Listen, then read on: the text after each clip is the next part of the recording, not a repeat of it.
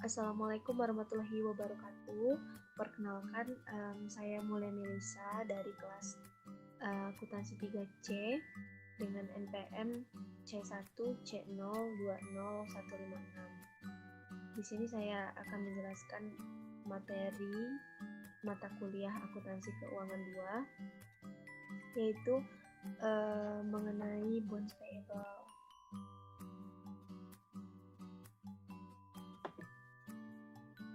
Nah, bonds payable non-current liabilities itu kesepakatannya tidak disebut sebagai liabilitas tidak lancar, melainkan menyebutnya sebagai liabilitas jangka panjang.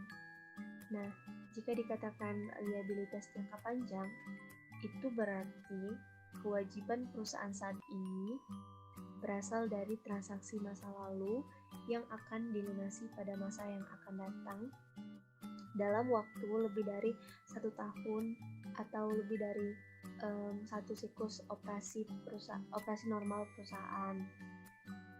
Kemudian ada yang termasuk dalam liabilitas jangka panjang. Yang pertama adalah hutang obligasi, yang kedua yaitu ada long term notes payable, yang ketiga adalah mortgage payable atau hutang hipotek, yang mana hutang hipotek ini adalah hutang yang disertai jaminan berupa aset. Yang keempat adalah pension liabilities. Ini adalah kewajiban yang terkait dengan dana pensiun. Yang kelima adalah lease liabilities. Lanjut ke selanjutnya. Nah, kemudian dalam penerbitan obligasi itu ada istilahnya dokumen atau bond kontrak, atau biasa disebut juga sebagai bond indenture. Nah, untuk yang kedua adalah dalam sertifikat atau kontrak obligasi itu nanti akan merepresentasikan adanya janji. Maka juga sering disebut obligasi ini sebagai bentuk dari notes payable. Nah, memang sering disebut bahwa obligasi adalah notes payable jangka panjang. Kenapa disebut notes payable jangka panjang? Itu karena ada janji. Karena ada janji ya. Nah, jadi janji yang akan dilunasi atau yang akan dibayar nanti itu ada dua. Yang pertama adalah sejumlah uang pada tanggal jatuh tempo. Nah, sejumlah uang pada jatuh tempo ini adalah sebesar nilai nominal. Jadi, nilai nominal adalah nilai yang tercampur dalam sertifikat obligasi dalam kontrak obligasi. Yang kedua ada membayar sejumlah periodik, yaitu sejumlah uang yang kita sebut sebagai bunga. Nah, pembayaran bunga nanti itu dihitung dengan mengalihkan tingkat bunga yang tertera dalam sertifikat obligasi. Kemudian dikalikan dengan nilai nominal dan dikalikan dengan number of period. Itu untuk poin yang kedua.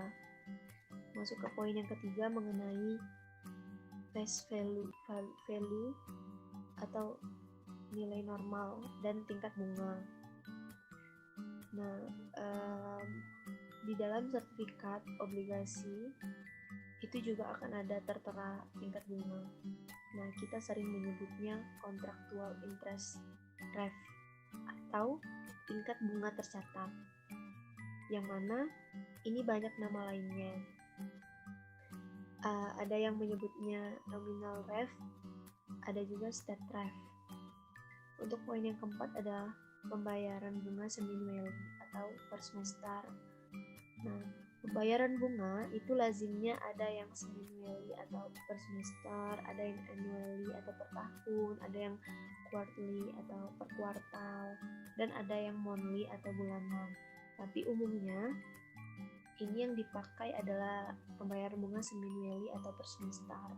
Terus masuk lagi ke poin yang kelima, yaitu penerbitan obligasi ini digunakan ketika perusahaan membutuhkan jumlah atau sejumlah dana dalam jumlah yang besar. Jadi maka bisa perusahaan memilih untuk mendanai perusahaan yang dalam sejumlah besar ini. Yaitu alternatif salah satunya adalah dengan menerbitkan obligasi. Nah, lanjut ke selanjutnya yaitu apa yang menjadi unggulan jika pendanaan menggunakan obligasi.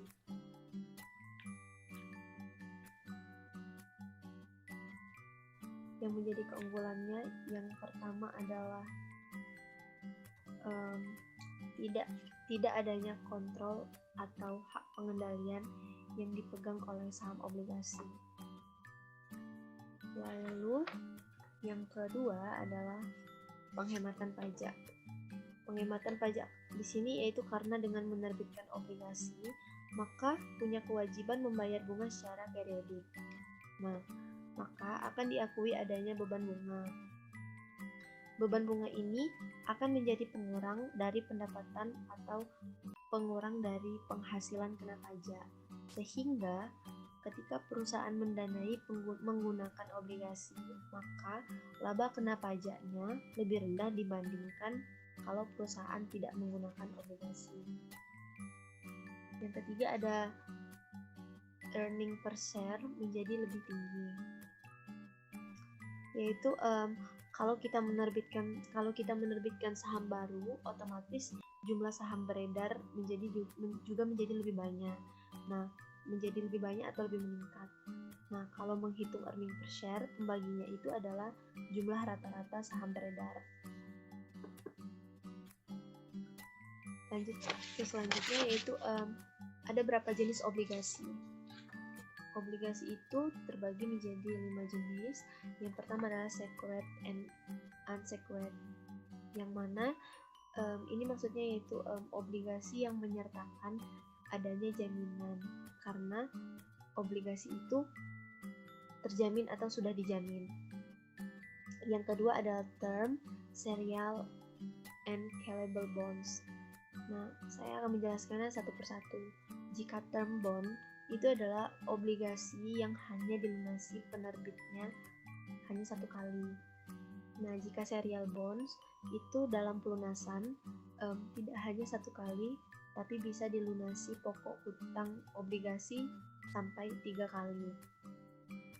Lalu yang ketiga ada callable bonds, artinya yaitu obligasi memiliki hak bagi penerbit obligasi untuk melunasi hutang obligasinya lebih cepat daripada tanggal jatuh tempo.